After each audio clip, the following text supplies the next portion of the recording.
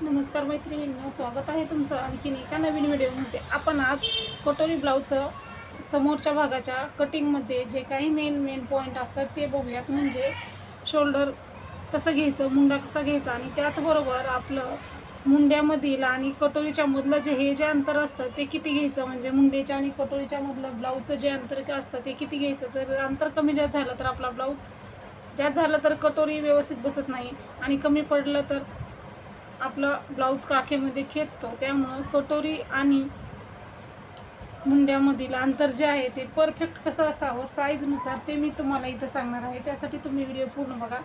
आपल्या चॅनलवरती तुम्ही नवीन असाल तर चॅनलला सबस्क्राईब केलेलं नसेल तर सबस्क्राईब करून या व्हिडिओ पूर्ण बघा। व्हिडिओला लाईक करा आणि तुमचे काही प्रश्न असतील ते कमेंटमध्ये नक्की विचारा। तर बघा, इथं मी उंची घेतलेली आहे। तुम्ही तुमच्या ब्लाऊजच्या मापानुसार उंची घ्या। आपल्याला इथं आता उंची प्रॉपर किती आहे ते बघण्याच्या ऐवजी आपण इथं 13 इंच उंची घेतलेली आहे, बरोबर। आता आपण इथं 32 साईजच्या ब्लाऊजसाठी मी तुम्हाला सांगणार आहे। 32 साईजच्या ब्लाऊजसाठी सांगून त्याचबरोबर प्रत्येक साईजला अंतर कमी जास्त कसं करायचं ते तुम्हाला मी इथं परफेक्ट असं दाखवणार आहे। तर बघा, 32 साईजचा ब्लाऊज आहे तर आपण इथं 2.25 इंच गळा रुंदी घेतलेली आहे आणि 3 इंच आपल्याला इथं शोल्डर घ्यायचं आहे। आता समोरचा गळा आपल्याला 5.5 तयार आहे, अर्धा इंच मार्जिन म्हणजे 6 इंच घ्यायचं आहे।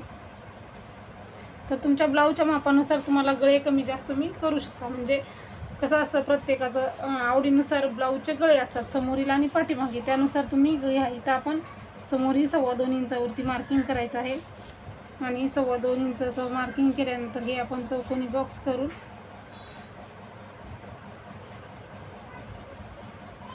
व्यवस्थित असा समोरचा गळ्याला गोलाकार देऊन घ्यायचा आहे आपल्याला। आता समोर गोलाकार दिल्याच्या नंतर आता आपल्याला मुंडा घ्यायचा आहे। 32 साईजचा ब्लाऊज आहे आपला, त्यासाठी आपल्याला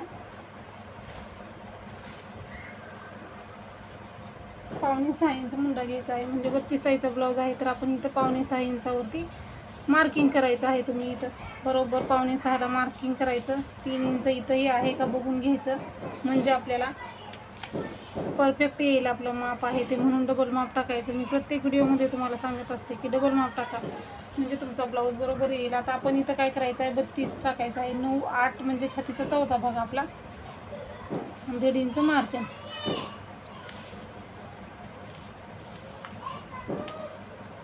हे मार्किंग करून घेऊयात पट्टीने।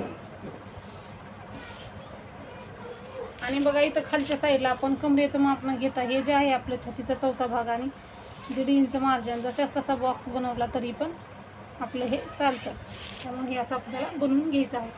तर आता हे आपलं मार्किंग झालेलं आहे। त्याच्यानंतर आता आपल्याला योकपट्टी काढायची आहे। योकपट्टी म्हणजे क्रॉस पट्टी। तर बघा, आपण 32 साईजच्या ब्लाऊजला इथं जे आहे ते आपण 3 किंवा 3.25 इंच घ्यायचं आहे। तर आपण इथं 3.25 इंचावरती मार्किंग करूया आणि इकडच्या साईडला आपल्याला 2.5 इंच घ्यायचं आहे, बरोबर। तर आता आपण इकडंही 2.5 इंच घेऊयात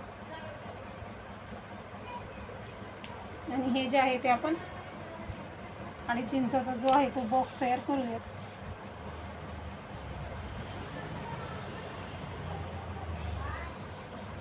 अशा पद्धतीने। आणि आता आपल्याला इथं मुंड्याला गोलाकार क्रॉस पट्टीला म्हणजे योकपट्टीला आकार द्यायचा आहे। योकपट्टीला आकार देताना हा जो आहे तो पार्ट आपल्या कर्ल करून घ्यायचा आणि इथून सुरुवात करायची आहे आपल्याला व्यवस्थित असं। आणि अशा पद्धतीने आपल्याला इथपर्यंत असं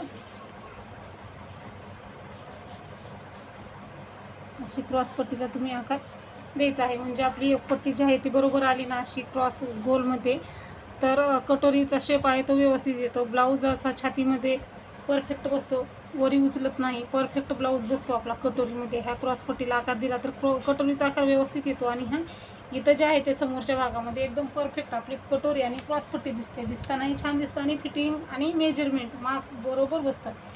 आता बघा, आता आपल्याला काय करायचं आहे तर अगोदर खालची मार्किंग करूयात आपण आणि मग परत मुंड्यातली मार्किंग करूया आणि मुंड्याचे आकार हे मी तुम्हाला द्यायला सांगणार आहे। तर बघा, आता हे जे आहे त्याचा मध्य काढून घ्यायचा। जितकं येईल तितकं त्याचा मध्य काढायचा आहे तुम्हाला।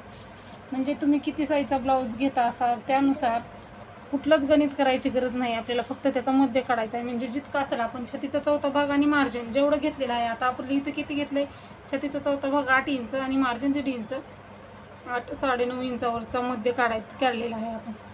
त्याच्यानंतर आता आपण मुंड्याला आकार देऊया. मुंड्याचा आकार आहे तो अगोदर पाठीमागचा जो मुंडा आहे तो 1.5चा, समोरचा आहे तो 1चा. मुंड्याला आकार देताना ही पेपर आपल्या साईडला करायचा. पाठीमागचा 1 इंचाचा मुंड्याला आकार देताना आपण इथून सुरुवात करायची आहे आपल्याला. आणि असा आकार देऊन घ्यायचा आहे, असा गोल आकार. आणि दुसऱ्या मुंड्याला आकार देताना इथूनच सुरुवात करायची आहे.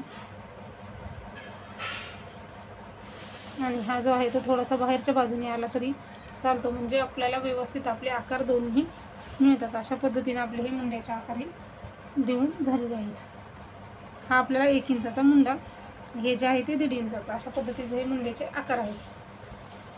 तर आता मुंड्याचे आकार दिल्यानंतर आता आपण कटोरीला मार्किंग करताना आता हा एक मध्ये काढला आपण, हे एक मार्किंग केलेलं आहे. त्याच्यानंतर इथं समोर 1 इंचावरती एक मार्किंग करतो आपण. हे जे आहे ते 1 इंचावरती मार्किंग बरोबर करायचं कुठल्याही ब्लाऊजला.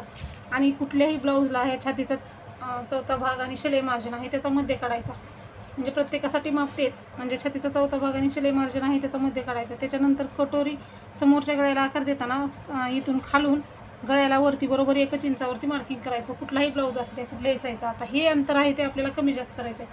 32 साईजचा ब्लाऊज आहे तर आपल्याला हे अंतर जे आहे ते 2.5 इंचावरती मार्किंग करायचं आहे, बरोबर. आता 28 पासून 28 साईजपासून आपल्याला 40 साईजपर्यंत, म्हणजे 38 साईज, 28 ते 38 साईज असेल तर तुम्ही बघा इथं 28 ते 38 साईजसाठी आपल्याला अंतर जे आहे ते 2.5 इंच घ्यायचं आहे. परत 40 ते 44 साठी हे आपल्याला अंतर 3 इंच घ्यायचं आहे. आणि 46च्या पुढच्या ब्लाऊजसाठी, 46च्या पुढील मापासाठी आपल्याला हे अंतर 3.5 इंच घ्यायचं आहे. तर मी इथं तुम्हाला लिहून दिलेलं आहे. 28 ते 38 पर्यंत 2.5 इंच घ्यायचं, 40 ते 44 पर्यंत 3 घ्यायचं आणि 46च्या पुढील ब्लाऊजसाठी 3.5 इंच घ्यायचं. इथलं हे अंतर कुठलं आता आपण किती घेणार आहोत, 1 इंचाचा जो मुंडा आहे तिथून इथपर्यंत अंतर जे आहे ते 2.5 इंच घ्यायचं.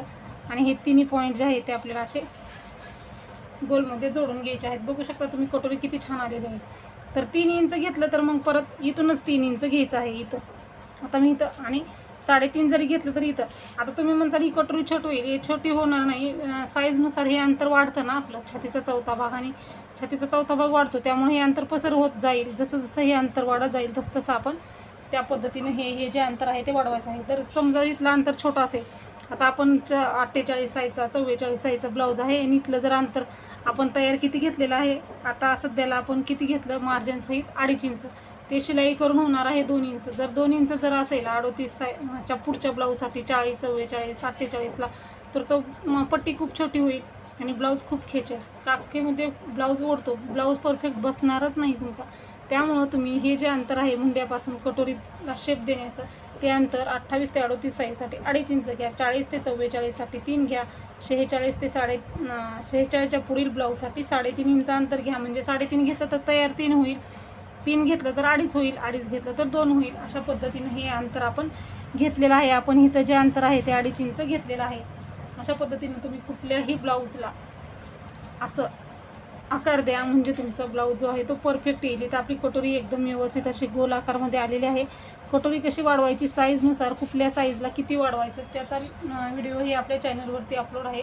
त्याचा चार्ट जो आहे तो कटोरी ब्लाऊजचा चार्ट जसा असतो तसा कटोरी वाढवण्याचा चार्ट तो आहे, तो मी तुम्हाला त्याची लिंक ह्या व्हिडिओच्या डिस्क्रिप्शन बॉक्समध्ये कमेंट बॉक्समध्ये देणार आहे. तो व्हिडिओ बघा, तुम्हाला म्हणजे आता ही कटिंग केलेली कटोरी आहे ती कशी वाढवायची कळेल. काय असतं, आपण 28 साईजचा ब्लाऊज आहे, ह्या साईडला 1.5 इंच, ह्या साईडला 1.5 इंच वाढवलं तर कटोरी खूप मोठी होते. म्हणून मी तुम्हाला सांगितलेलं आहे की 28 साईजच्या ब्लाऊजला 1 इंच वाढवायचं आहे. आणि प्रत्येक साईजनुसार अंतर ते कमी जास्त कसं वाढवायचं ते त्या व्हिडिओमध्ये पूर्ण एकदम स्टेप बाय स्टेप दाखवलेलं आहे. कटोरी वाढवून दाखवलेली आहे. त्यामुळे तो व्हिडिओ तुम्ही बघा, म्हणजे तुमच्या कटोरी कशी वाढवायची तेही पॉईंट लक्षात येईल. आता मार्किंग कसं करायचं, माप कसं टाकायचं. आता कटिंग करताना काय करायचं आहे, आपल्याला इथून असं कट करत जायचं आहे. त्याच्यानंतर हे मार्जिन जे आहे ते कट करायचं आहे. त्याच्यानंतर आपल्याला 1 इंचाचा मुंडा कट करायचा आहे. गळारुंदीपासून कट करल्याच्यानंतर कटोरी कट करून समोरचा 1 इंचाचा मुंडा कट करायचा आहे. अशा पद्धतीने आपले हे समोरच्या पार्टचं कटिंग आहे. तर अशाच प्रकारचे व्हिडिओ बघण्यासाठी चॅनलला सबस्क्राईब करा. व्हिडिओ पूर्ण बघितला आहे तर लाईक, शेअर आणि चॅनलला सबस्क्राईब करा. तर भेटूया पुढच्या व्हिडिओमध्ये. व्हिडिओ पूर्ण बघितल्याबद्दल धन्यवाद.